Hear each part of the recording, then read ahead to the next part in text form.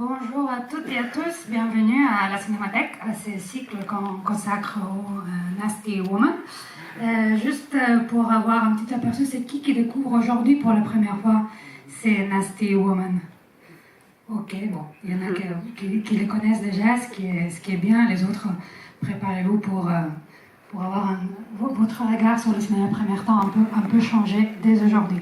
Nous avons la chance d'accueillir ces cycles qui s'encadre un peu dans un projet qui s'appelle Nasty Woman, de Cinema First Nasty Woman, et qui est un projet mené par trois curatrices, trois programmatrices, Maggie, Hennefeld, Horak et Elif, Rongen-Kaynakçi, à qui nous avons le plaisir d'accueillir aujourd'hui parmi nous, qui nous font l'honneur d'être là, et qui vont être là à la suite de cette séance pour échanger un peu, pour nous parler, pour nous expliquer qu'est-ce que c'est le Nasty Woman, qu'est-ce que c'est ces projets. Du coup, là, on va vous présenter la séance, une séance qui comprend une quinzaine de films qui vont vous donner vous permettre d'apercevoir ces concepts de Nasty Woman, ces femmes insolentes, rebelles et anarchiques qui viennent un peu tout détruire dans les premières années du cinéma français et mondial. Et je laisse Maggie Hennefeld nous présenter la séance et après, restez, on est prêt aussi à échanger avec vous, préparer vos questions et on va vous attendre à la suite de la séance. Merci Maggie. Do you translate or? Okay. All right. Hello. How is everyone doing today? Great. Yeah, I am just filled with joy rewatching that trailer. I really wish we'd had that trailer when we released the DVD set because it's beautiful. Thanks everyone for coming to our screening on this beautiful Saturday. You definitely made the right choice by coming here. So you may have heard today, as you know, there are protests in Paris and really all around the world for No King's Day, a national day of action and mass mobilization against increasing authoritarianism. So we see this screening here, this Nasty Women screening, as an extension of those larger global No King's Day protests. And of course, the title of our project, Cinema's First Nasty Women, is a reference to the 2016 US presidential debates, right, when Donald Trump in vain called Hillary Clinton such a nasty woman. And Trump meant it as an insult, but nasty woman, I don't know, femme affrontée, femme méchante, maybe we can unpack some of the different translations and connotations during the discussion afterwards. Nasty Women was quickly appropriated as a kind of global feminist rallying cry, right? To be a nasty woman means to fight back against misogyny, patriarchy, neo-authoritarianism, among other things. So you might also have heard that today, June 14th, is Donald Trump's birthday. So this screening is really just our special little way of wishing him a very nasty birthday.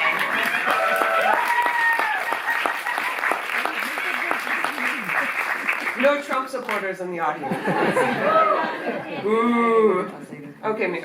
Alors donc merci, c'est une joie d'être ici et de voir cette bande-annonce qu'on aurait aimé finalement inclure dans le DVD.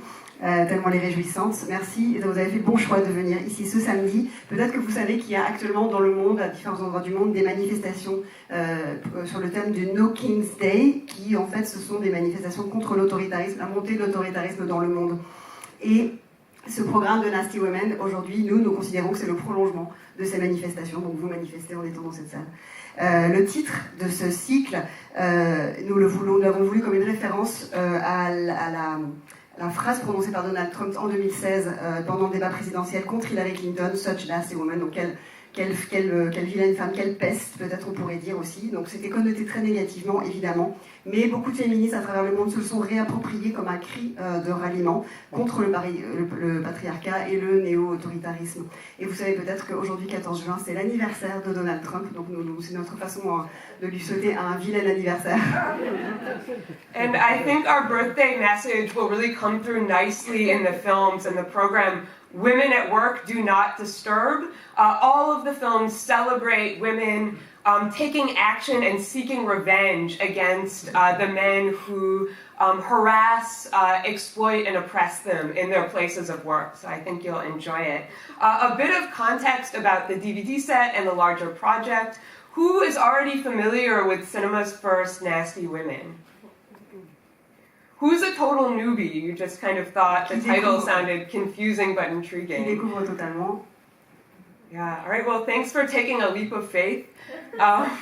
So, cinema's first Nasty Women is a 4-disc DVD Blu-ray set. It was released by an American distributor, Kino Lorber, in 2022, though both the DVD and Blu-ray are region-free, so you can, watch them in Europe. And the set spans over 14 and a half hours of archival footage. We spotlight only the very nastiest women in the history of silent cinema.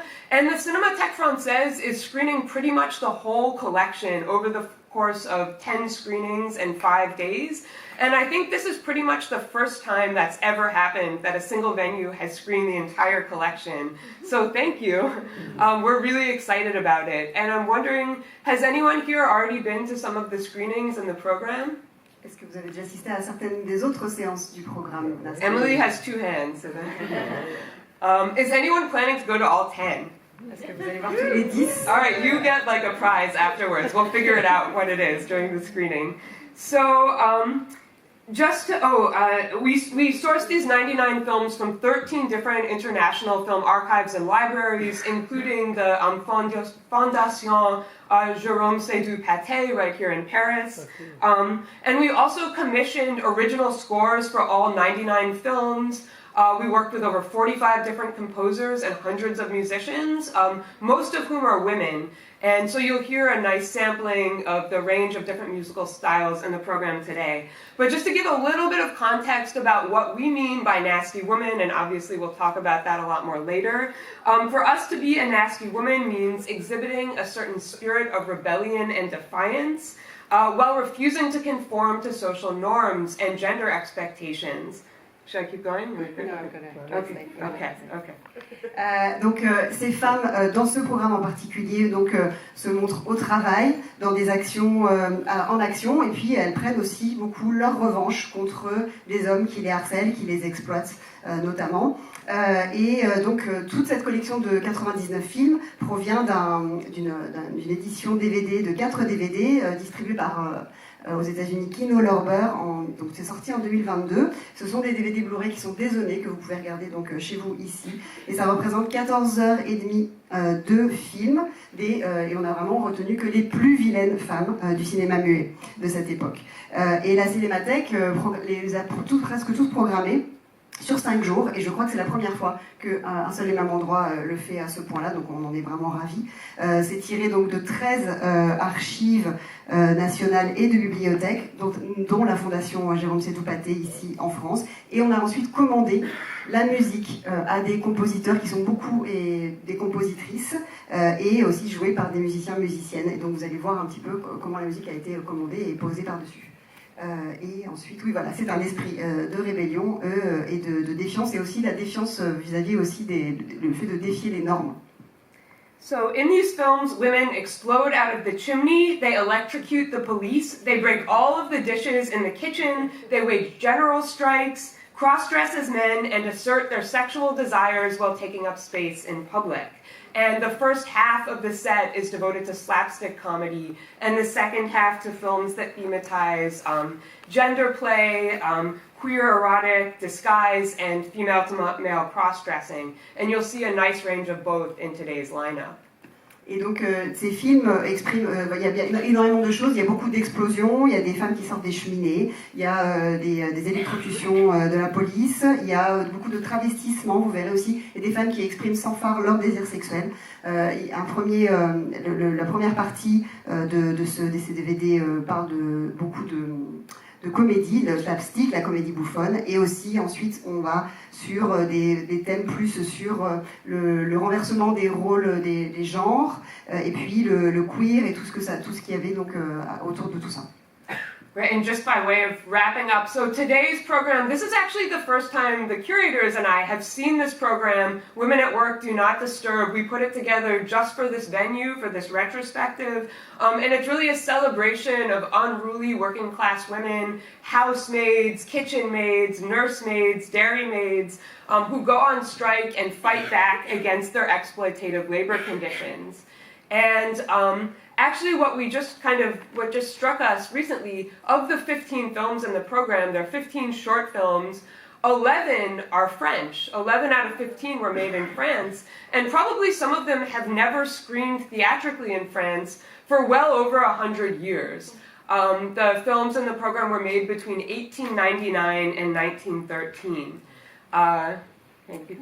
Et donc ici cette sélection que nous avons pour vous, la Women at Work Do Not Disturb, a été vraiment programmée spécialement et montée spécialement pour cette projection, et ça célèbre vraiment des femmes ouvrières, des domestiques, des bonnes, des nourrices, des laitières qui se rebellent contre leurs conditions de travail et contre l'exploitation. Et sur ces 15 films, il est amusant de noter, ou intéressant de noter, que 11 sont des films français, et dont certains n'ont sans doute pas été projetés en France depuis une centaine d'années. Ces films, eux, ont été faits entre 1899 et 1913. And for the most part, they star pretty much unknown women performers and comedians. In fact, we don't know the names of a lot of the nasty women performers we see in these films. But please keep an eye out for Leontine. Here she is. We have a whole nasty women product line. And we'll talk about her more during the discussion. So just wrapping up, because I appreciate everything takes longer with the translation, so thanks for your patience. But I just wanted to specifically thank Emily Kauki, Katia Mendez, Juliette Armentier, Xavier Jamet, and of course Marién Gómez, and Anaïs, who is the most important person in the room, for hosting this series and inviting us to present the films in our collection. And Laura and Elif and Marién and I will be back after the screening to answer any and all of your questions about cinema's first nasty women. So thanks so much for your attention, and I really hope you enjoy the films. Donc certaines de ces femmes sont des actrices qui sont méconnues, et même certaines qui sont anonymes. Malheureusement, on ne sait pas qui elles sont. Je vous demande de prêter particulièrement attention à cette héroïne Léontine. On a toute une ligne de produits dont on vous parlera tout à l'heure. Donc merci à toutes les équipes de la Cinémathèque qui nous accueillent. Et on revient après pour répondre à toutes vos questions.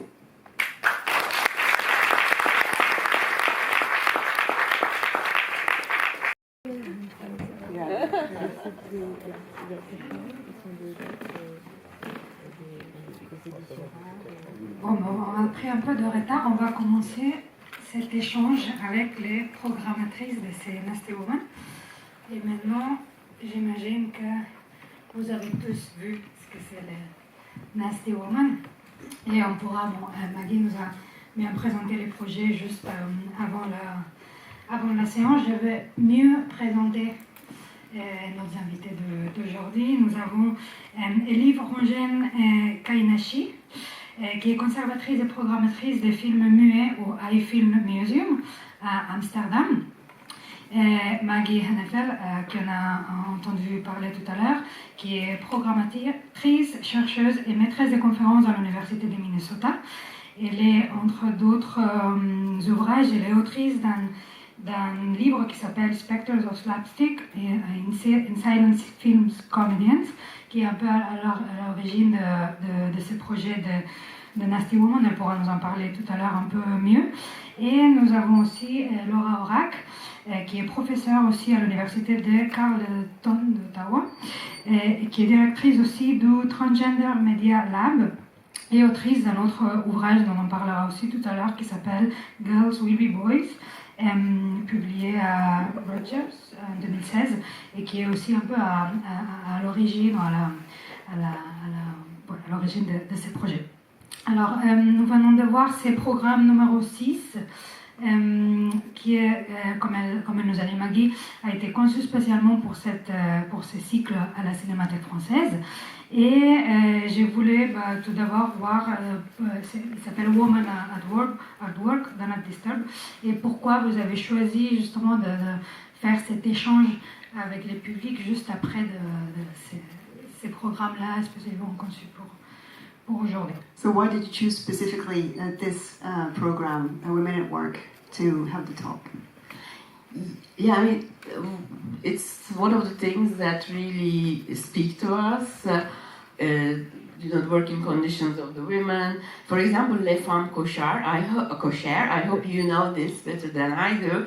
They really existed. They were really very popular in Paris, and there were these women taxi drivers, and they were so popular that there were even postcards of them. There's a wonderful website. I advise you to go and just search for them.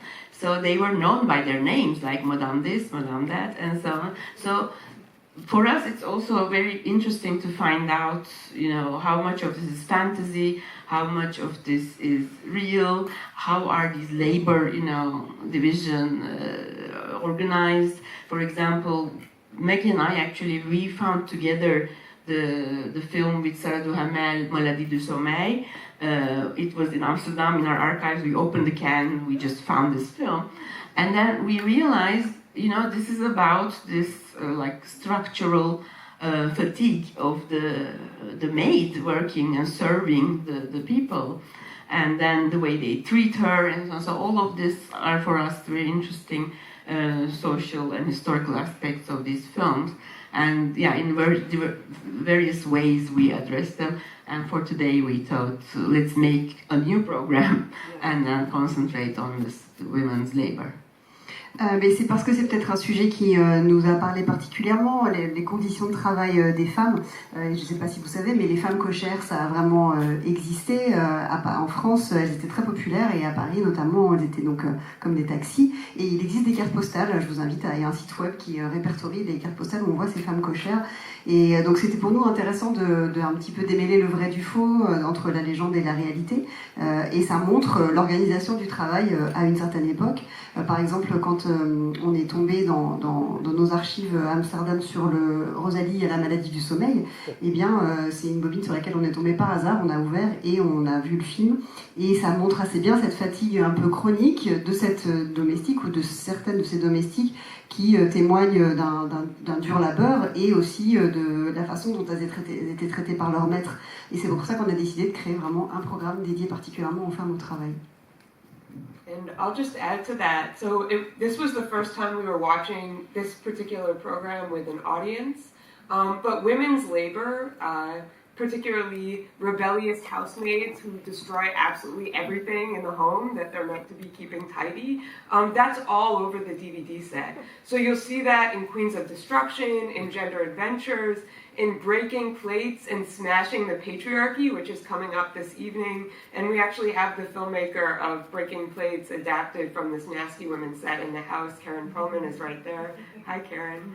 And Richard Allen, who's a producer and star. So, I mean, women at work raising a ruckus, that's the lifeblood of cinema's first Nasty Women, because so many early film audiences were women, and working class women in particular. So they were attracted to these films that became incredibly popular because their exploitative labor conditions were being satirized and rendered, utterly absurd and topsy-turvy. There's one film you'll see tonight if you come back for the evening program. It's called and it's Victoire is on her last nerve. And it's a 3-minute film in which a housemaid's employers criticize her coffee, and she just breaks every dish in the kitchen. You just see her smashing dishes against the wall for 3 minutes. So we wanted to thematize labor. It felt timely. There was an exodus of women from the workforce during the COVID pandemic lockdown because care work, social reproduction, domestic labor, that work predominantly falls on women. So some of my favorite working women films in the set were already spoken for in other programs. Some of these comedies are quite ambivalent, right? At the end, the kitchen maid is punished, but I think there's still that sort of liberatory sweet spot in the middle. And then The Nursemaid Strike is really one of my favorite films in the set, especially that sight gag at the end with the cow, the baby's eating from the cow. En fait, c'est la première fois que donc on montre ce programme vraiment de court-métrage de sélection à un public. Et alors que par ailleurs, c'est vrai que dans notre collection de DVD, on voit des domestiques qui détruisent absolument tout. Et il y en a vraiment dans tous les chapitres de nos DVD, et notamment dans la section qui s'appelle Breaking Plates, donc cassage d'assiettes et en même temps donc casser les assiettes et casser le patriarcat, et où ce sont vraiment ces femmes qui mettent tous en dessus-dessous.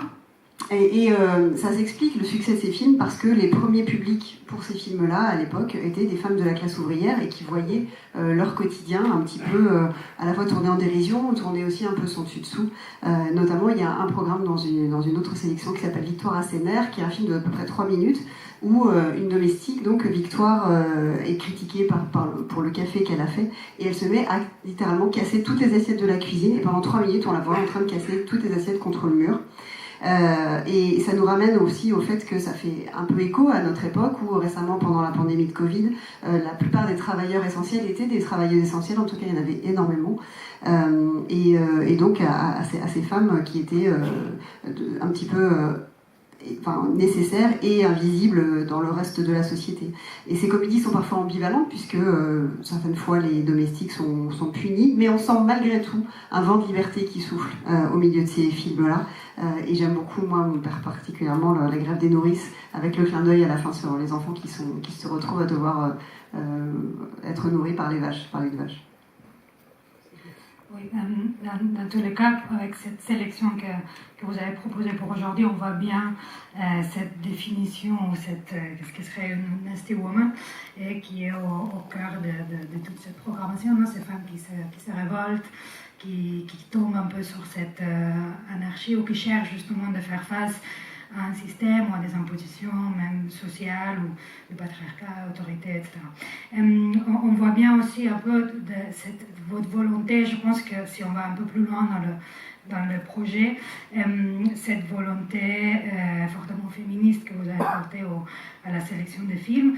Et justement, ça serait bien si vous nous racontiez un tout petit peu aussi qu'est-ce qui est à l'origine un peu de ce Cinema First Nasty Woman, comment vous êtes retrouvée de chercheuse, une archiviste, c'est quoi votre envie d'aller voir ces films, et un peu comment, c'est ce que vous vouliez dire au public. Maybe what we feel in these films, in this selection, is of course the feminist intent in your choice of them. So what was the origin for you of the project? How did you come together, and what was your desire by putting these films together, showing them, and what did you want audiences to keep away from? So each of us individually has, for decades, been researching early cinema, silent cinema. I've focused on cross-dressing and lesbian representation in early cinema, with a focus on the United States. Maggie on slapstick women in silent cinema across the world, including many of these French films. And then Elif, in her work at the iFilm Institute, has been finding and programming films with women and social issues. And so, and all three of us, I think, really met going to the Pordenone Silent Film Festival in Italy, also the Bologna Film Festival that's coming up. And it's the place where archivists and researchers and film fans get a chance to talk to each other, which is really unique. And we were inspired by the DVD set that Kino Lorber did of first women filmmakers. Yeah, exactly. And by Marién Lewinsky's Les Actrices comiques. Yes, exactly. So other feminist film historians who had been doing this work of not just combing the archives, but then getting the films out to the public to change the idea of what film history is. Alors individuellement, chacune d'entre nous travaille en recherche depuis de nombreuses années sur les débuts du cinéma, et notamment le cinéma muet. Moi, par exemple, j'ai beaucoup travaillé sur la représentation lesbienne et le travestissement dans les premières années du cinéma. Maggie, elle travaille sur le slapstick et dans les différents cinémas du monde. Et Elif, par l'Institut AI, notamment sur les films de femmes et dans le domaine des questions sociales. On s'est rencontrés dans des festivals comme celui de Pordenone, du cinéma muet, et de Bologne. Et ce sont des lieux formidables parce qu'ils permettent à des archivistes, à des chercheurs, chercheuses et cinéphiles de se rencontrer, de se parler. Et ce qui nous a inspiré pour monter ce projet réellement, ce sont des DVD, des collections déjà DVD existantes qui avaient été sorties déjà par Kino Lorber, des éditions sur les premières femmes cinéastes, par exemple, et grâce à des historiennes du cinéma qui avaient réuni et fait ces recherches-là. Donc en montrant ça au public, on veut aussi changer un peu la vision qu'on a de l'histoire du cinéma, des débuts du cinéma. Yes, if I can add something to this, my passion, let's say, working with silent film and archives, is to find the forgotten part of the cinema, really. So the forgotten actresses, forgotten films. We call them most often lost films, but my conviction is that these films actually exist, but they are kind of lost to memory. And so how to, dig them out of the archive and show them. But as you are seeing in this selection already, some of these films only exist in like 9.5 pate baby format. Others are already like showing signs of decay and so on. So in other words, these are not films that are considered to be, the highlights of the archival collections. And my personal work is actually always trying to find ways not to only find the films, but also finding ways to show the films. And that also implies getting them restored or digitized and so on. So for me, this project also is very valuable because it allowed us to reach to all these archives and really have them look at their collection and find and, deliver to us these films that are normally never really asked about or watched. Oui, et moi j'ajouterais que donc, ma passion personnelle dans le cinéma muet, c'est d'un peu de retrouver des films oubliés, des comédiens, des comédiennes oubliés.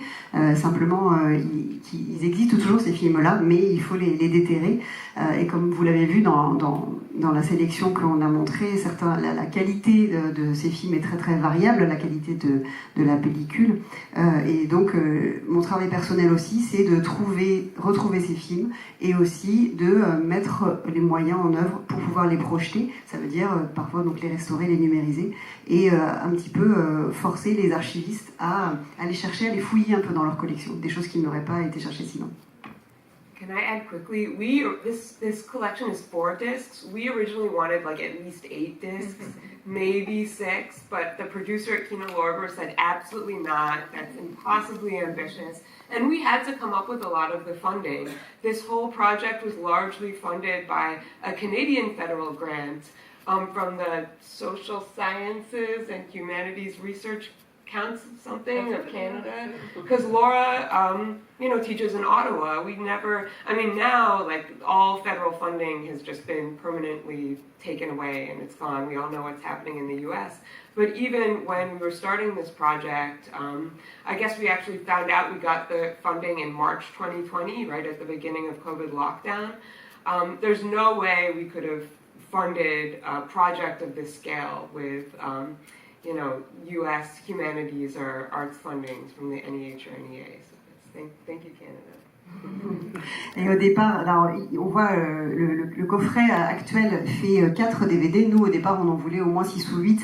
Mais l'éditeur nous a dit que c'était beaucoup trop ambitieux et déjà à financer c'est extrêmement compliqué. On a pu le financer uniquement grâce à une bourse fédérale canadienne en partie parce que Laura donc travaille à l'université d'Ottawa et on a appris qu'on avait le financement en mars 2020, mais ça c'est quelque chose qu'on n'aurait jamais pu faire et encore moins malheureusement aujourd'hui parce qu'on connaît la situation actuelle aux États-Unis, mais on n'aurait pas pu le faire.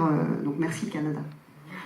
I'll just add one more thing because you asked what do we want people to take away with them?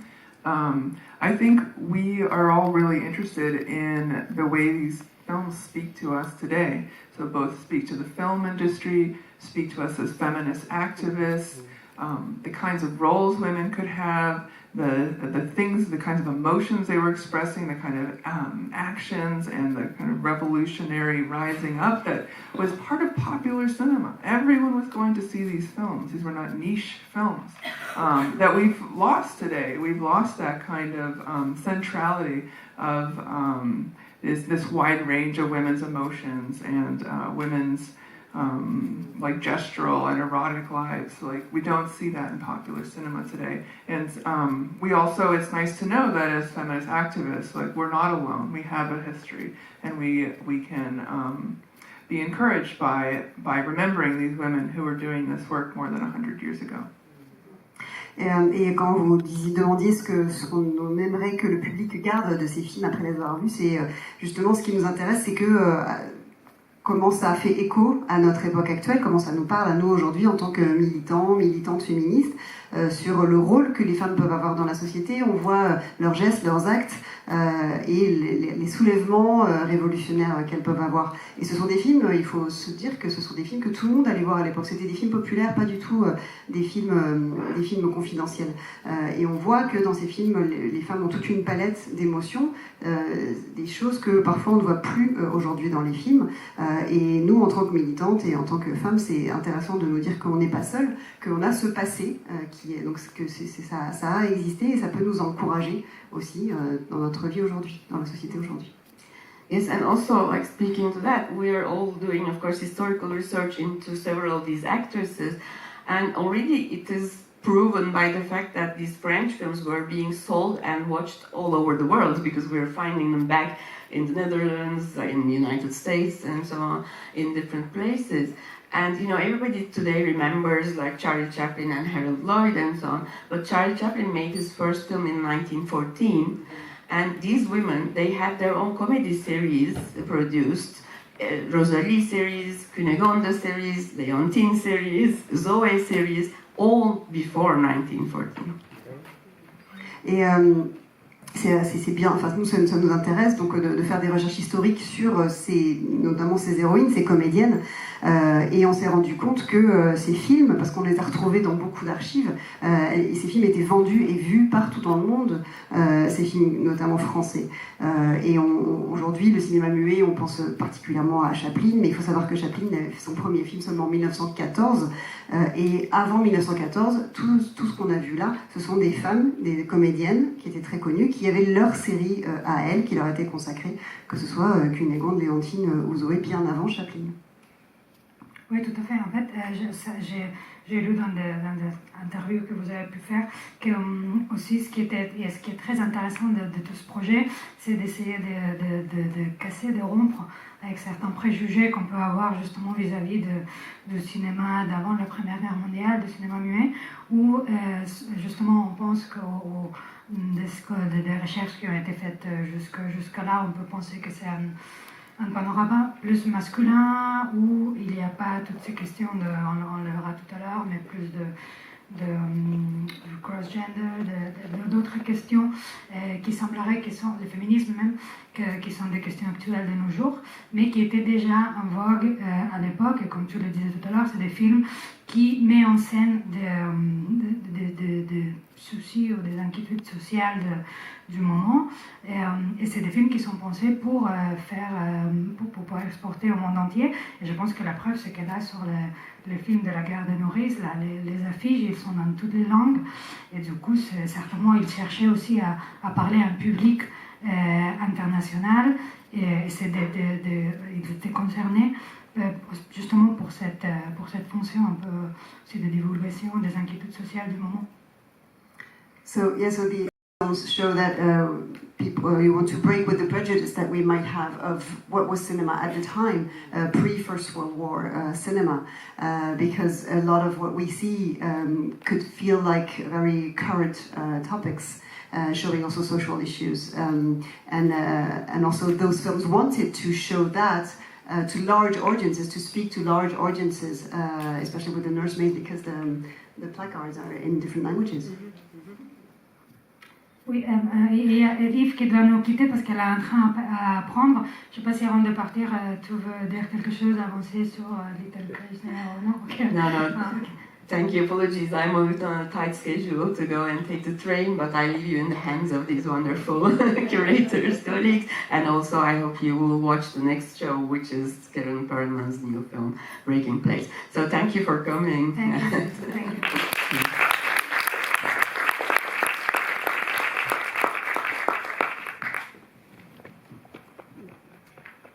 So the question was about pre-World War I films and how they circulated around the world, and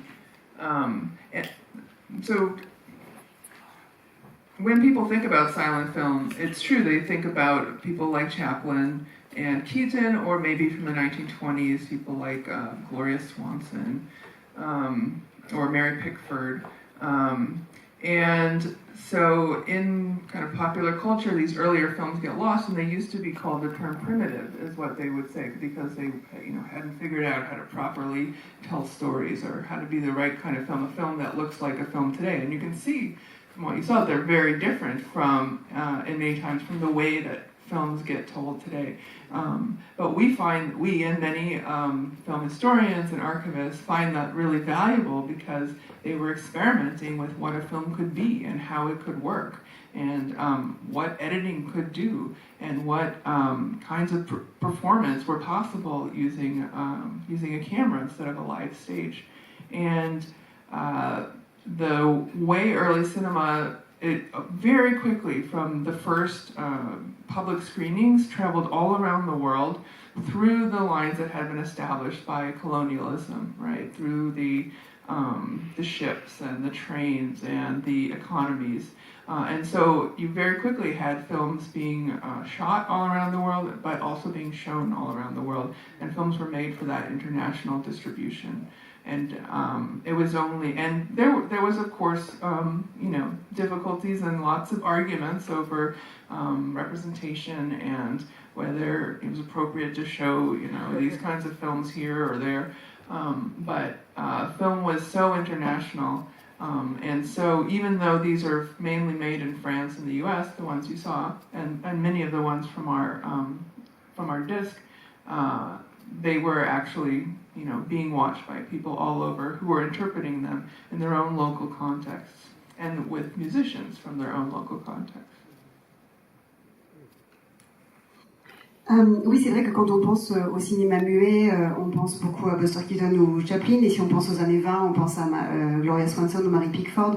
Et ces films-là, comme ceux qu'on vient de voir, étaient appelés des films primitifs parce que on estimait que on était en train encore de faire des expériences sur comment raconter une histoire, c'était pas encore abouti. C'est ça qui est intéressant dans ces films, c'est ça qui est passionnant, c'est que justement, ils pouvaient se permettre de faire beaucoup d'expériences, d'essayer des choses, d'essayer de comprendre ce que le montage pouvait apporter, par exemple, et ce que le jeu avec la caméra, en quoi il différait et ce qu'il apportait de plus ou de différent que le jeu sur scène au théâtre.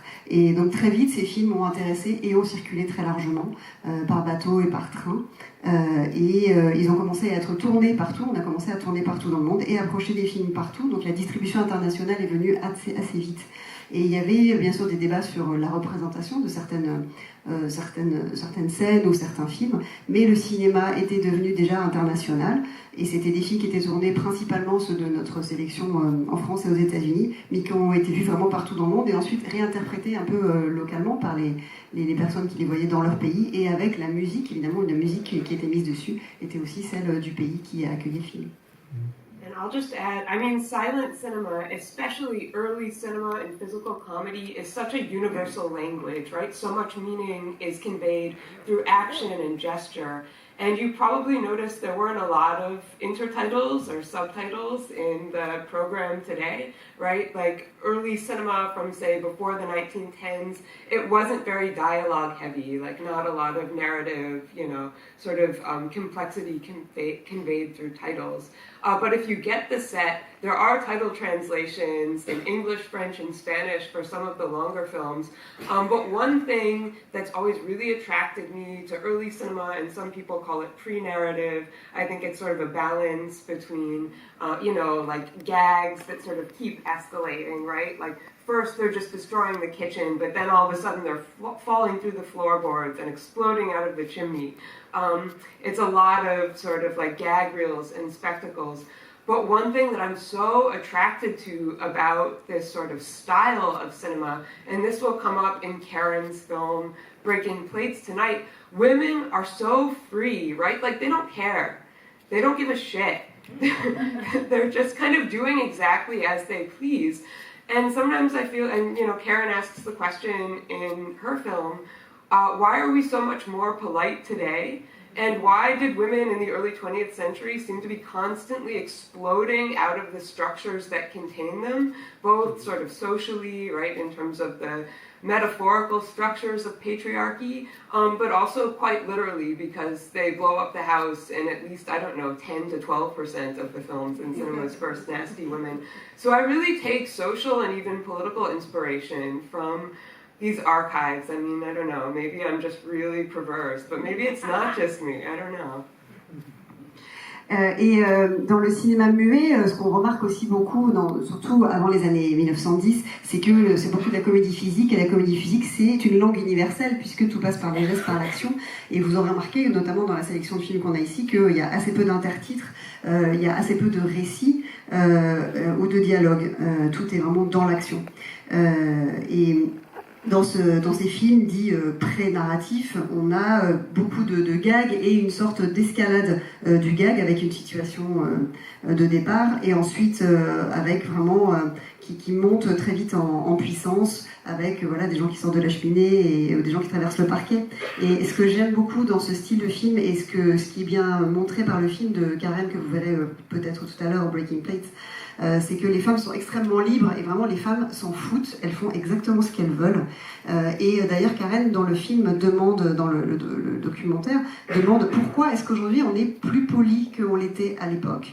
Parce qu'à l'époque on voit que les femmes faisaient vraiment exploser au sens propre et au sens figuré toutes les structures, notamment les structures du patriarcat et au sens propre puisque dans 10 à 10% des films elles font vraiment tout exploser dans la maison, et y compris la maison. Et je ne sais pas si c'est moi par perversion, mais je me sens inspirée politiquement et socialement par cet état d'esprit-là, de cette époque-là. One really quick thing, and I meant to mention this earlier, so I apologize. One thing that has not aged well about silent cinema and often slapstick comedy is the racism. And we saw some blackening gags, like at the end of one of the Leontine films. And actually for all of the films that have any kind of racially problematic or offensive content in the set, we include content warnings, and we convened a whole anti-racism roundtable to advise about the most ethical ways to approach curating these archives so they don't continue to perpetuate harm in the present. And we didn't want to whitewash the archive because these images are there, but blackening gags are just utterly ubiquitous in the slapstick genre. They come up in Chaplin films, in Keaton films, in nasty women films. So these images are there. Over 80% of all silent films ever made are now lost. So we really had a lot of conversations as curators about, what to do with these images, especially when, sometimes empowering feminist images and racist caricatures happen in quick succession quite often. So it was a minefield, but I really just felt the need to speak to that, and I wish I had mentioned it briefly during the introduction.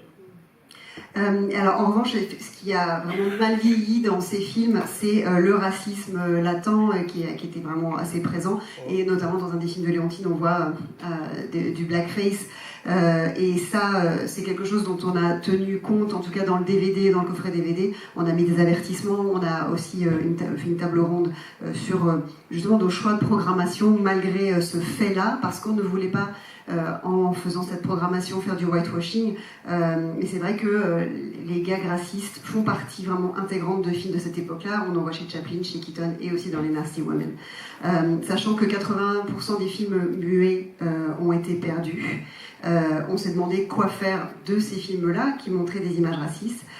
Et c'est vrai que ça peut être perturbant de voir en alternance à la fois des histoires de libération, d'émancipation féminine, en alternance avec des images racistes. existe, et donc c'est quelque chose qui est un terrain peut-être un petit peu miné, et c'est pour ça que je voulais le mentionner. Oui, c'est une des choses dès qu'on découvre les coffrets, on voit bien cette volonté aussi comme outil pédagogique de cet ensemble et les soucis d'accompagnement, de contextualisation que vous avez fait aussi pour pouvoir justement montrer ces films et les gens qui l'utilisent aussi savoir un peu comment montrer ou parler de ces films. Yes, and we see in the DVD set that it has also an educational intent and this effort to contextualize a lot and to maybe help people who will show them how to deal with those issues as well. Et pour aller un peu plus au concret de ce qu'on vient de voir et aussi de pouvoir continuer cette conversation et avant de laisser la parole au public, ce qui est frappant quand on découvre ces films, et on pourra partager si c'est le cas des gens aussi présents dans la salle, c'est un certain étonnement de se dire, voilà, c'est ce type de représentation qui est véhiculé déjà depuis le début du siècle, qui est loin peut-être de ce qu'on imagine nous-mêmes par rapport à la femme et sa place dans la société à ces moments-là, et pourtant on découvre ces femmes qui explosent, qui détruisent, quelques-unes seulement par les plaisirs de la destruction. Il n'y a même pas il y a une révolution, mais des fois il y a aussi un certain plaisir. Il y a ce personnage de Léontine qui est un enfant, et du coup il y a ces jeux aussi de ce plaisir de la destruction par la destruction. Ce qui est très clair, au moins de ce qu'on a vu dans la sélection qu'on vient de voir, c'est comment on utilise le genre de la comédie et de slapstick pour justement essayer de franchir certaines limites ou aller jouer vraiment avec les limites de certaines représentations. Et du coup, je voulais poser la question directement à Maggie parce qu'elle a travaillé sur ça, c'est un peu son sujet. Et comment, tu peux nous parler un peu de comment certains metteurs en scène utilisent justement le slapstick, la comédie, pour transgresser quelques codes de l'époque par rapport à la femme, mais aussi par rapport à d'autres des mouvements sociaux, le féminisme, etc. We are surprised to discover that society was very different, or some things were very different from what we imagine, for instance, the place of a woman in society at the time, and those women who sometimes destroy for just the pleasure of destroying, not just revolution. How do filmmakers use these films to maybe transgress to break some codes in terms of maybe the woman's place, and also feminist struggles or social struggles? I mean, it's about fantasy. I think that fantasy can be very violent and destructive.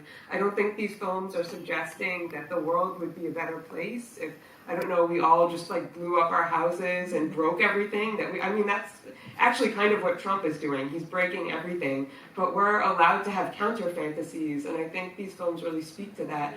These were also, a lot of these French comedies were so violent, and they were being made, and they were incredibly popular, really on the cusp of the outbreak of World War I, on global war. So I think you can kind of take the temperature of the bloodlust in the air based on the violence of, imagery in popular culture. That's one thing these films suggest historically, so maybe we need to take a closer look at our own popular culture images as well. Eh bien, c'est une question vraiment pour moi effectivement d'imaginaire, puisque en montrant ça, bon évidemment on voit peut-être que faire exploser au sens propre la maison comme Trump est en train de tout faire exploser, c'est pas forcément la solution, mais en tout cas proposer un contre-imaginaire. Et ces comédies, certaines de ces comédies, notamment françaises, elles pouvaient parfois être violentes, et peut-être qu'on peut sentir là-dedans, l'interpréter comme le climat un petit peu assoiffé de sang qui existait juste avant la Première Guerre mondiale. Peut-être que ça peut suggérer ça, et peut-être que ça peut faire écho, ça peut nous faire réfléchir à notre culture, notre pop culture aujourd'hui, nous, où on en est dans les images que l'on montre actuellement dans la fiction. I'll add that, another thing that's typical about popular media is that it can be read many different ways at once, and it invites many different kinds of pleasures at the same time from different people. So especially like the cross-dressing that you saw in the last film, and in some of those clips in the introductory video montage, the image of a woman or young woman or girl in men's clothing could mean so many different things. So at the same time, it could be women actually sort of taking over men's roles, having men's agency, having clothing that was much less cumbersome and weighty and dangerous compared to women's very heavy clothes and corsets. Or it could also be tight clothing that showed off a woman's body much more explicitly than women's clothing at the time. Or it could show how women could be athletic, and that athleticism of white women in particular was celebrated as part of a kind of white nationalism in the US. And so that same figure, you know, everyone could love her and want to see her, but for very, very different reasons. Et aussi, ce qui est intéressant avec ces films, c'est qu'il peut y avoir des lectures très différentes. Par exemple, le travestissement qu'on voit beaucoup dans une bonne partie de ces films et aussi beaucoup dans les différents petits extraits qu'on voit dans la bande-annonce avant la programmation, c'est qu'une femme qui s'habille en homme, ça peut être pour tout un tas de raisons différentes et ça peut être interprété de tas de manières différentes. Ça peut être pour endosser un rôle qui d'habitude dévolu à un homme. Ça peut être pour avoir l'aisance dans la société que va avoir un homme. Ça peut être pour pouvoir faire des choses, être habillé de façon plus légère, se sentir plus léger et pouvoir se mouvoir et aussi faire des choses plus dangereuses que quand on est habillé avec des tenues lourdes de femmes. Ou bien pour montrer mieux ses formes, avoir des vêtements qui sont un peu plus ajustés. Ou montrer aussi un certain côté athlétique de certaines femmes. Et ça montre qu'on pouvait aimer ces films pour des raisons très différentes. Et aimer ces représentations-là pour des raisons très différentes. Really quick, when I show these films to my students or we have screenings at universities, they always cheer when the suffragettes beat up the cops. Et pour la petite histoire, quand je montre ces films à mes étudiants, ils applaudissent beaucoup quand les suffragettes elles tabassent les flics. Ouais, c'est cette capacité de pouvoir aussi parler avec les présents tellement directs qu'on retrouve dans ces films. Et qu'est-ce qu'on en sait on s'intéressait parce que par rapport au coffret, la plupart des réalisateurs dont on a les noms, c'est des hommes. Et du coup, c'est vrai qu'on y voit un certain regard ou une mise en scène de la femme qui pourrait donner à penser que c'est peut-être un regard féminin. Je pense qu'on n'en a pas trouvé la trace pour l'instant, mais qu'est-ce qu'on sait, ou même si de l'implication de certaines actrices, comme il pouvait se passer avec certains comédiens mâles, comme Max Linder, etc., qui ont à un moment donné eux-mêmes réalisé leur propre film. Est-ce que ça peut aussi arriver dans les séries de ces femmes actrices que vous avez travaillées, ou si vous en avez plus d'informations? So what we see in the DVD set is that most of these films were made by male directors, but it feels in many of those films that some of the gaze or the point of view might be a female one. So what do we know about the involvement of maybe some female actors or writers or people who were involved maybe behind the scenes, or what do you know? Do you have more information? Well, there's a lot we don't know, so we speculate, right? Because director in 1907 didn't mean the same thing that it does today, right? There wasn't a rigid division of labor or hierarchy among roles on a film set. So I think women did a lot of uncredited creative labor on these films, right? They designed the gags. They came up with different scenarios and maybe operated the camera. Oftentimes those, like a lot of the films in the set don't have director credits at all. There are a couple of films that were directed by women, like Daisy Doodads Dial, which is one of my favorites. It was directed by Florence Turner, who plays a housewife training day and night to compete in an amateur face-making competition. But I think that, obviously, rightly so, there's a lot of emphasis in the industry today about breaking the celluloid ceiling, really, empowering women as filmmakers, writers, producers in the industry. And just one funny anecdote I can't resist sharing, but I won't name any names. We were recruiting, a celebrity feminist to do a video introduction that would be included in the DVD set. And we had a really strong candidate who we were super excited about. And we sent her some footage from the DVD, and she watched it, and she said, I don't get it. Most of these films weren't directed by women, and the suffragettes are like getting into fistfights. Why is that feminist? Or other gags that like Laura was talking about were more ambivalent. So we strongly disagree with that. We think these films are incredibly feminist. I won't say who this filmmaker was, but I'll leave it to your imagination.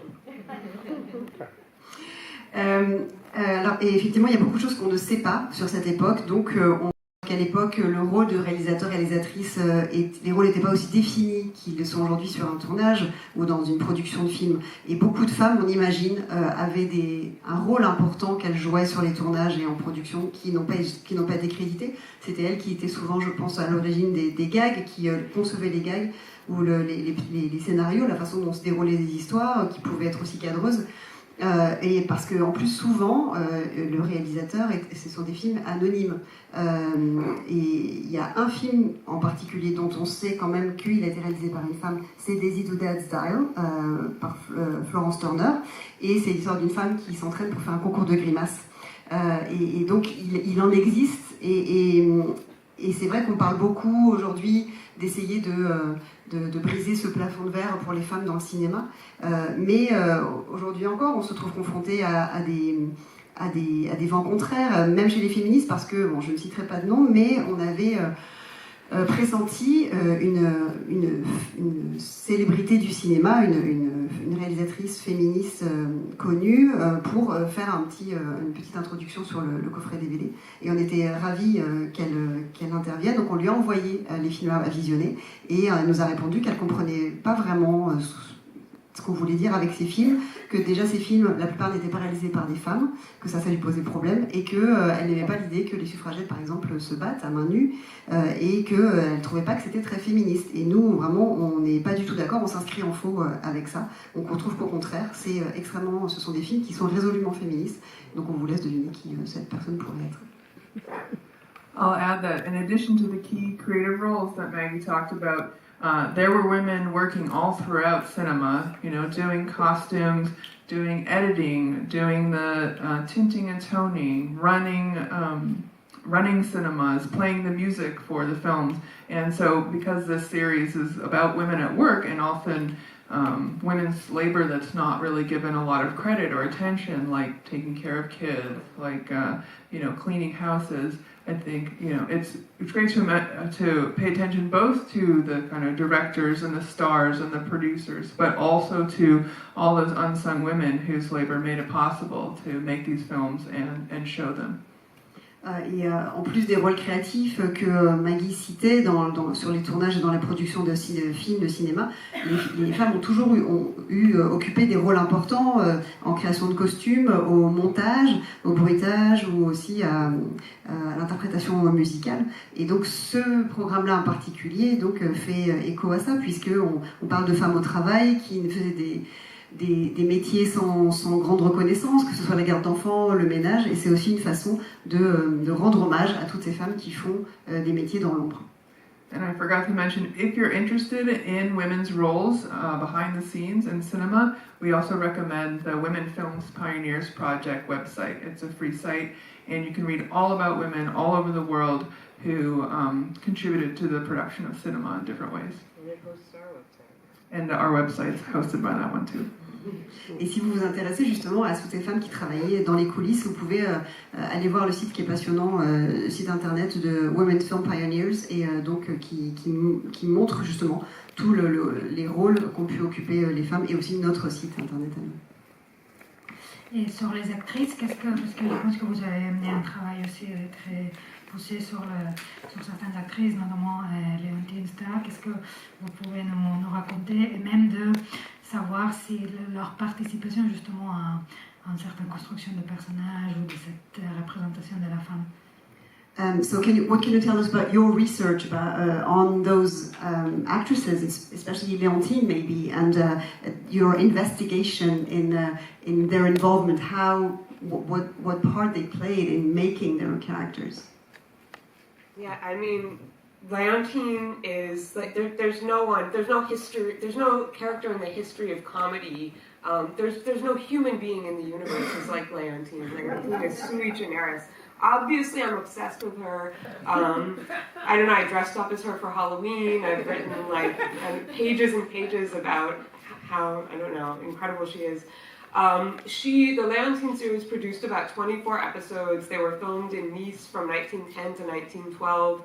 About half were banned in the US for being too morally depraved, like it would corrupt everyone's children and lead to the downfall of society if they let their kids go see Léontine movies. But we don't know the name of the actress who played Léontine.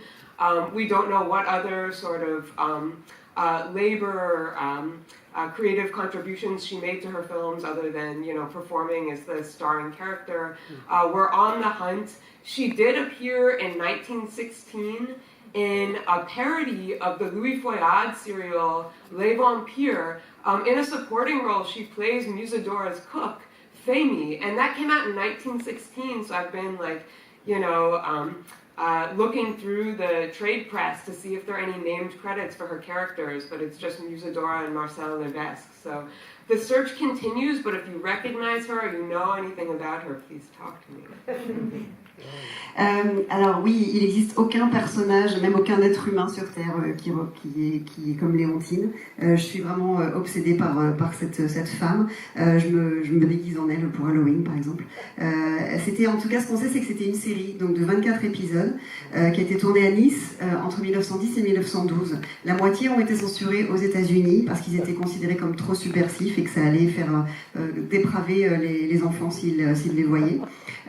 Et on ne sait pas, au-delà de son rôle d'actrice dans les films, quelle a pu être sa contribution. L'enquête continue.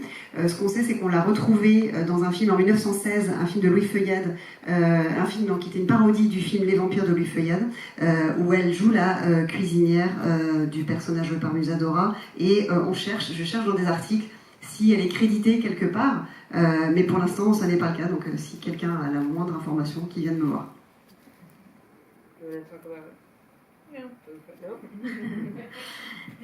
Et du coup, est-ce que quand on voit ça et quand on en parle, ce qui est un peu choquant, même si on peut avoir une petite idée, mais vu que vous avez travaillé beaucoup sur la période, mais qu'est-ce qui s'est passé après? Parce que du coup, vous arrêtez les projets, à peu près ils s'encadrent jusqu'à 1920, 26.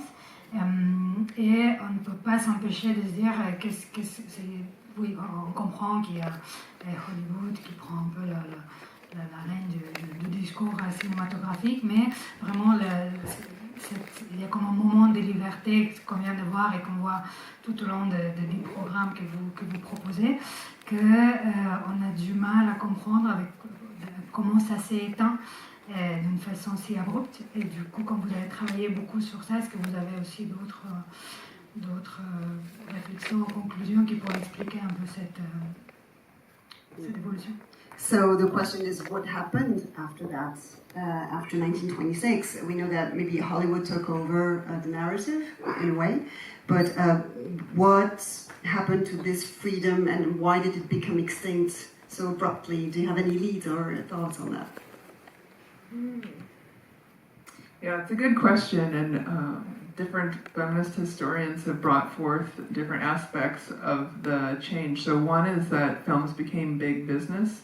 It used to be that anyone with a little bit of money and training could pick up a film and create a film production company, and lots of women went into the industry then. But then in the 1920s, the studios got bigger budgets, and they went to the bankers in New York to fund them, and then filmmaking started to adopt that same very hierarchical culture of big business in New York. And so a lot of the women directors were pushed out of the industry, and a lot of the women stars who had their own production companies, their companies went bankrupt. Also, there was the Great Depression, and there was a lot of moralizing around the cause of the Great Depression, and thinking that it was because of the kind of immoral, debaucherous actions, and so there was a lot of protesting, especially by the Catholics in the United States, to clean up the movies. And of course, they brought in Will Hayes, who had been the very corrupt postmaster general for a very corrupt administration, but they brought him in to clean up the movies. And at that point, it became very strict what was allowed to be said and be seen. And it's not that, say, queer romance disappeared or cross-dressing disappeared, but it was in much stricter rules. And the rules were that if you were doing something wrong, you had to be punished. And so that sort of freedom and the chaos and the anarchy really was restricted under these conventions. So that, again, it's not that the content disappeared, but that it was encoded in different ways. Oui, c'est une bonne question et une question qui occupe pas mal d'historiennes féministes. Certains pensent que c'est parce que le cinéma est devenu un business. Au tout début, dans les balbutiements, ça se faisait à petite échelle. On pouvait monter sa société de production, et donc beaucoup de femmes s'y sont mises vraiment. Donc ça permettait à des femmes d'entrer très facilement dans ce milieu-là. Et puis à partir des années 20, les studios se sont mis à grossir, ce qui aurait amené ces studios à se tourner vers des banquiers à New York. Et donc, les studios auraient adopté cette culture hiérarchique et beaucoup de femmes auraient été évincées donc de rôles de premier plan comme la réalisation, et aussi leur société de production aurait fait faillite à cause de ça. Il y a eu aussi le fait que la crise de 29 a mené à une sorte de crise de conscience et à une vague de moralisation sur les causes de cette crise. Et ça a été attribué en partie à une sorte d'immoralité, un vent d'immoralité qui aurait soufflé, ou de débauche qui aurait soufflé avant ça sur cette époque. Et ensuite, on a un peu donc serré la vis. Les catholiques ont repris un petit peu la main et on a décidé un petit peu de nettoyer les films, de les rendre plus sages, et notamment avec le code Hayes qui a mis des règles un petit peu strictes. Donc on avait toujours le droit de montrer du travestissement ou des histoires d'amour queer. Ça n'a pas disparu, mais la règle c'était que si on faisait quelque chose qui était considéré comme mal au regard de la société, on devait être puni. Et donc ça a été la fin de cette anarchie, de ce désordre, remplacé par des conventions et des codes. Merci beaucoup. Est-ce qu'il y a des questions dans la salle? Oui. On va passer le micro.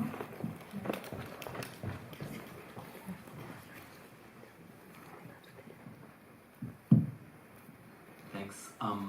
So you are clearly very interested in seeing these films as progressive, transgressive, feminist.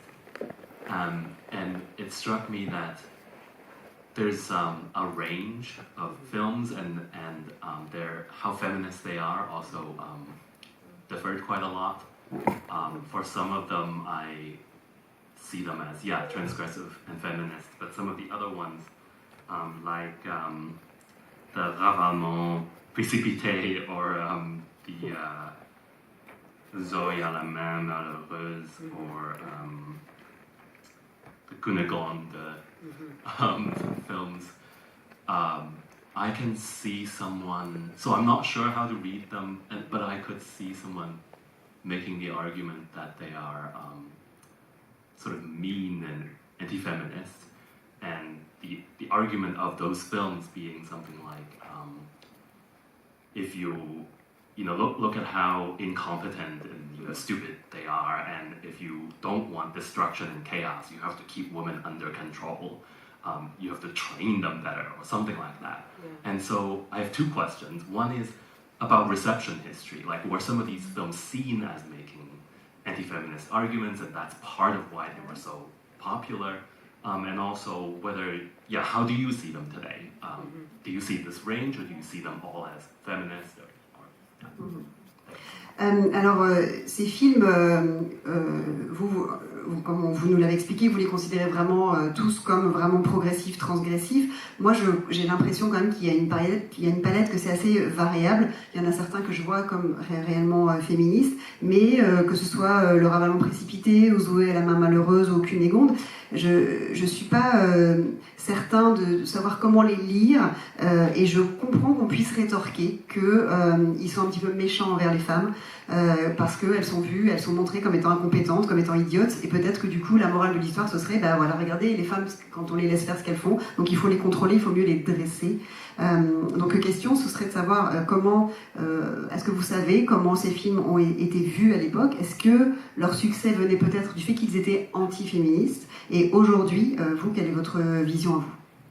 Yeah, thank you. I think that's a great question. It's a really important question. I see them both ways, as contradictory and ambivalent, and they were debated as such at the time. I mean, often these films were described, like the nursemaid strike could easily have been depicted in, I don't know, a trade press synopsis as a film making fun of suffragettes, right? Some are played by men, it's very carnivalesque. And definitely with the, I don't know, clumsy kitchen maid films, there was like this whole trope of the oafish Breton maid. You could even buy a wind-up doll of a kitchen maid just breaking dishes, and you rewind it and you break the dishes again. And definitely in a lot of these films, I think the clumsy maid or the, you know, unruly suffragette are meant to be the butt of the joke. Right? And it was, I don't know, the industry's way of also disciplining the rising feminist movement at the time. That's not how I see these films, and I don't think that that's how they registered with a lot of the working class female spectators who watched them at the time, because even if the maid's the butt of the joke, what's happening in the film is a disruption of her invisible labor. Right, like in Rosalie Has Sleeping Sickness, right, where it's cruel, it's sadistic, they're like hosing her and creating all this noise in her bed, and she's just tired, she just wants to sleep, but they can no longer, you know, work her to the bone 18 hours a day if she's just like comatose in the boudoir. So I think that's part of the fantasy and the fun that these films sort of celebrate, but I do think they're profoundly contradictory, and I think the same can be said of, I don't know, a lot of texts that we want to ambivalently recuperate as feminists today, because, I don't know, we have the Bechdel test and all of these lists and rules for what does or doesn't make a film feminist. I'm not interested in policing anyone's feminism, but I don't know, I think Leontine was a feminist, but I have no evidence to prove that. Oui, je vois ce que vous voulez dire et je vois les deux aspects. Je vois ces films comme profondément ambivalents et d'ailleurs ils faisaient débat déjà à l'époque. Parce que, par exemple, la grève des nourrices, on peut voir aussi ça comme une moquerie de ce mouvement-là. Et Zoé à la main malheureuse, à l'époque, il y avait des jouets qui étaient vendus où on pouvait, en fait, avec faire une animation à la main où elle cassait les assiettes et après on rembobinait et ça refaisait ce mouvement-là perpétuel. Donc oui, ces femmes étaient parfois le dindon de la farce. Et on peut imaginer que ces films, leur intention première était parfois de mater cette montée d'un certain féminisme de l'époque. Moi, je ne suis pas tout à fait d'accord parce que même si elles sont les dindons de la farce, il y a quand même un endroit où elles perturbent ce travail invisible et donc elles le rendent visible et elles dérangent cet ordre établi. Et quand Rosalie, qui a la maladie du sommeil, comate dans le boudoir, eh bien, elle perturbe tout ça et elle empêche son travail d'être réalisé et elle empêche ses maîtres de fonctionner. Donc c'est cet imaginaire-là qui est quand même convoqué. Je vois tout à fait quand même ces contradictions. C'est un petit peu la même chose avec certains textes aujourd'hui qu'on veut essayer de récupérer comme étant féministes, ou les tests qui sont aujourd'hui pratiqués. On met au point des tests comme le test de Bechdel sur le cinéma. Moi, j'ai pas envie de faire la police dans le féminisme, ça m'intéresse pas par ailleurs, donc effectivement on peut voir les deux aspects. En tout cas, je pense que Léontine, elle était profondément féministe, même si j'ai pas de preuves, je le sais.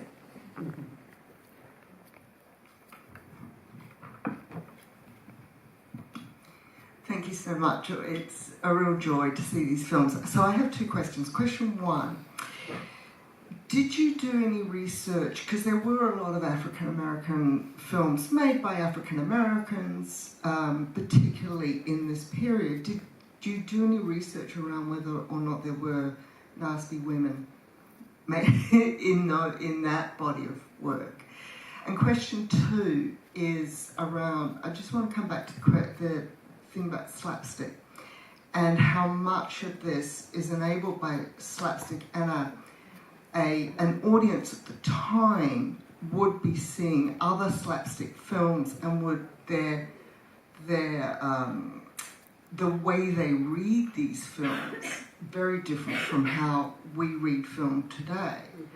And so they had a language and a vocabulary with which to access these films, so they would have understood them very differently, maybe, I don't know, this is my question, from the famous person who was going to give the little introduction, who sort of was not reading the films in that way. But I just want to come back. There were women who, I mean, immediately, Scarlet Empress, you know, so Malena is doing it, and as Laura says, they're coded very differently, but as kind of revolutionary and breaking those barriers. Just redheaded woman, you know, so Malena is doing it, and other, Joan Blondell is doing it in very, very different ways. Alors merci beaucoup, c'est très réjouissant de voir ces films. Ma première question, c'est sur, est-ce que vous avez fait des recherches sur les films et les cinéastes afro-américains, américaines de l'époque, parce qu'il y en avait, et leur façon de s'intégrer ou pas dans les Nasty Women? Et deuxième question, c'est sur le slapstick. Donc, est-ce que peut-être le public de l'époque était habitué à voir beaucoup de ces comédies bouffonnes, et donc est-ce que leur façon, qui avait une grammaire propre à elle et qui permettait peut-être de rendre accessible ces films à un public de l'époque, et peut-être que cette personne dont vous ne citez pas le nom, qui devait intervenir sur le DVD, a peut-être une lecture qui était différente parce que déconnectée de cette culture-là de l'époque de ces films slapstick.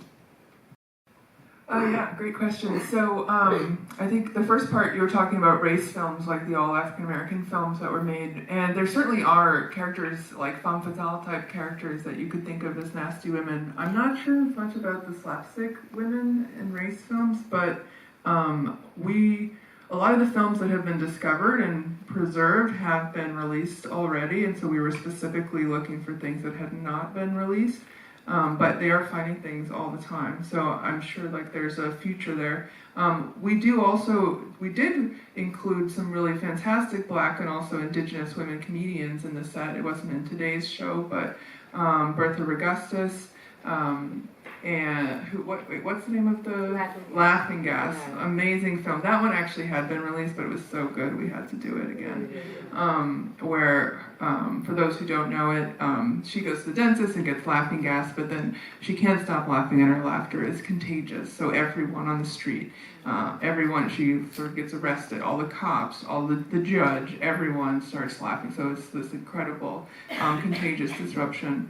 And also Lillian St. Cyr, an Indigenous Ho-Chunk actress who played in something like 70 films, but she's an incredible cross-dressing heroine in one film that we were able to include, A Red Girl and the Child, and then Minnie Devereaux, who also performed under the name Minnie Hee Haw, she is the lead across from Fatty Arbuckle in Fatty and Minnie Hee Haw, where she's sort of fully half it, but really more of the comedy, and she also performed in many films, but not a lot is known about her, even though she seems to have been a Hollywood regular. She was also in Mickey with Mabel Normand, and so we did research on them and included their broader stories in the booklet, because these films that we found were just the tip of the iceberg of these like incredibly successful Black and Indigenous women at the time. And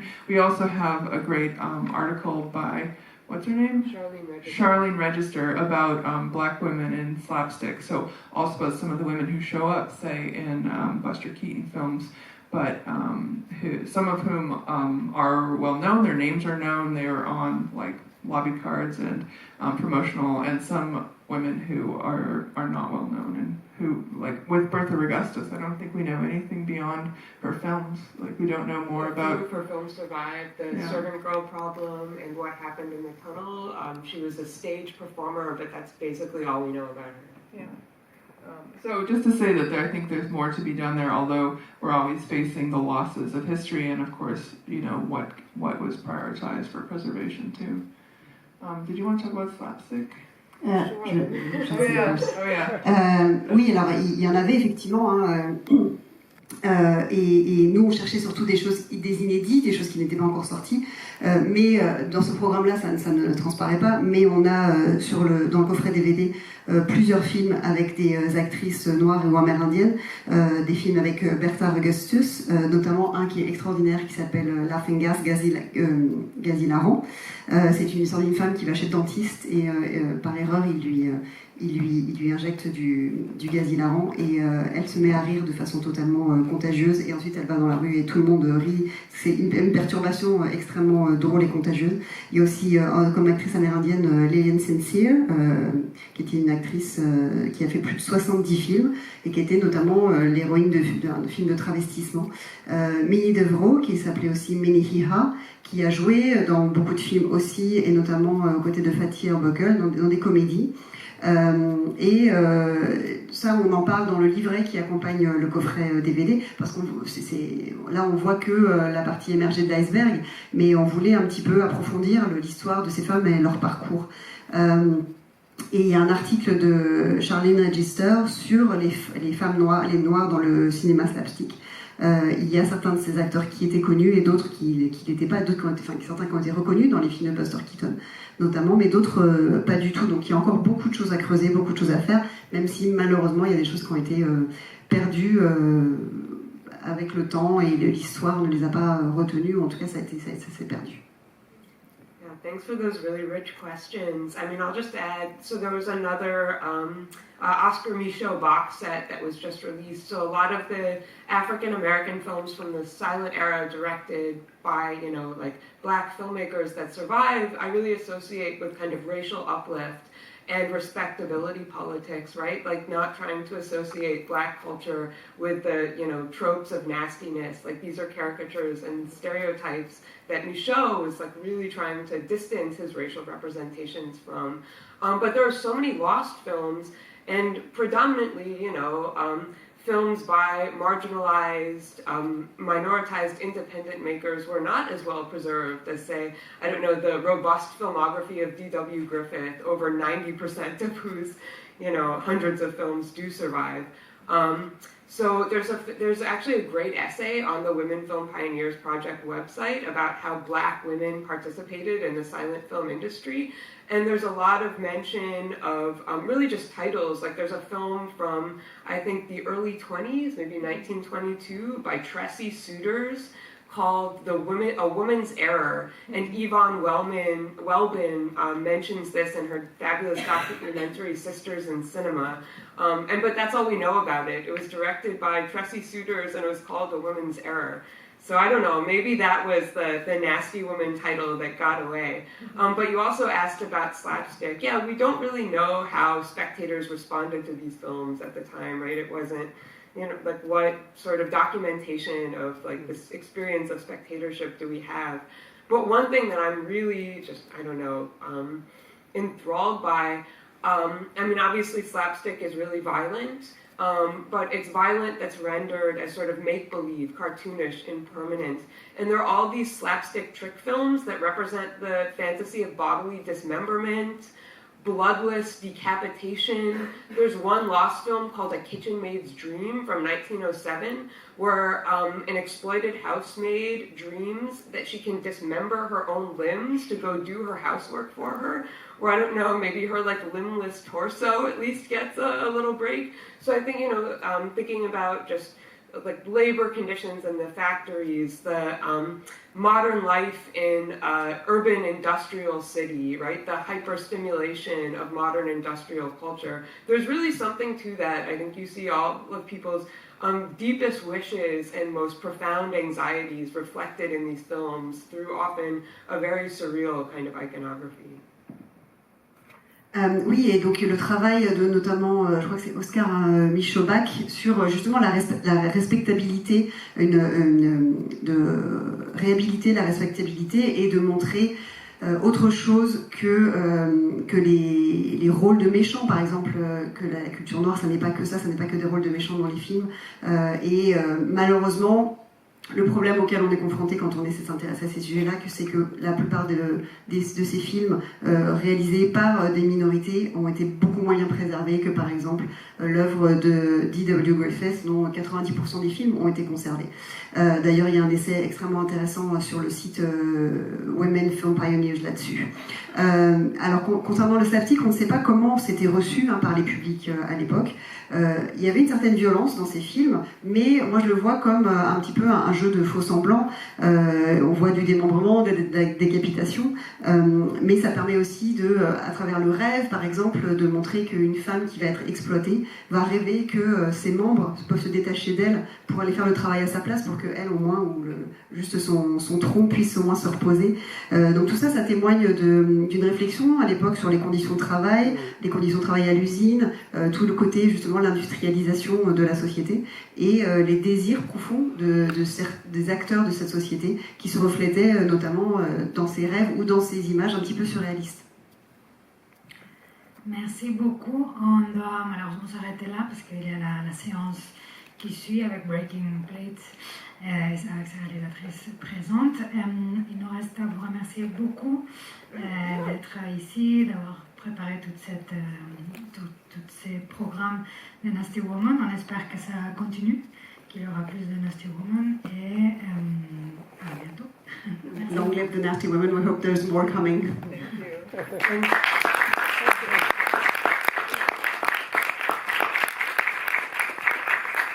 Also, I brought a couple of discs. If anyone wants to buy the Nasty Women DVD or Blu-ray set, just come find me in the lobby.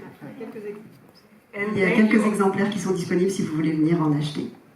Thank you all. You all are troopers. I feel like we've been here for hours. In fact, we have been. Et merci de votre patience et de nous avoir écoutés jusqu'au bout.